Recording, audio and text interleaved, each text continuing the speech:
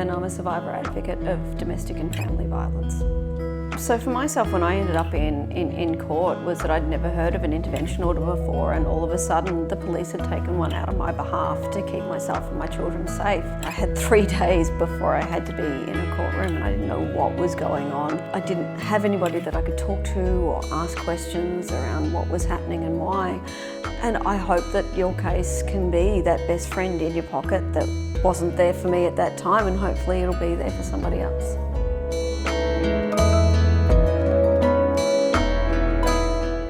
So the difference with the YourCase app is it's not a great big information dump all up front. When you first come into this, you don't know any of the different language they use in court. So hopefully this will help people to become the expert earlier on in the process, rather than I'm the expert now after going to court for a couple of years.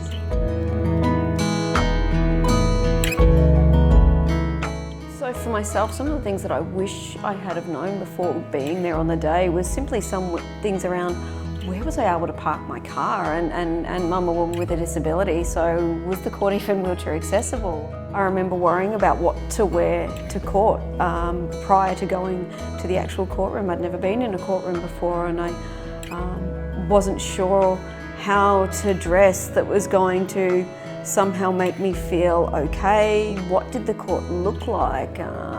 Just not sure of what to expect or where to go or who to speak to. Even what a courtroom looked like.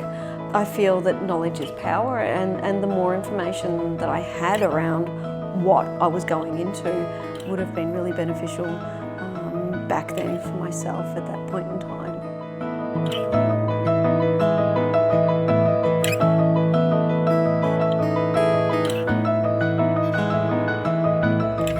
To take photos of that and upload it onto the app, just in case you do lose it, because one of those things is that you do have to show this to different family violence services you might work with. If you've got children at school or in kinder, they'll probably want, or they definitely will want copies of all of those things, and it would have been really helpful for me to have been able to just email it to somebody, or even just bring it up on my phone and show it to them, rather than having to not lose this vital piece of paper and take it around everywhere with me to hand over to people to photocopy or to visually see.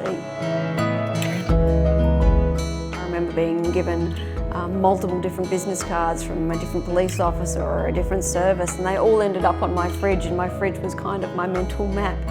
So to have been, and I couldn't take my fridge everywhere with me, so to have been able to, somebody's given me a business card, I can take a photo of it and upload it into the app, and then it's with me all the time, I can access it later. Takes away a lot of that burden around having to remember multiple different things whilst you're in the middle of crisis, and you're in the middle of a heightened state of anxiety and fear. If you've got a 12-month, a 2-year or 5-year order, trying to remember all those many years down the track, and if you put the paperwork to the side, sending you reminders to address those things or to think about those things, when you need to be thinking about them, rather than it's too late and the order's expired.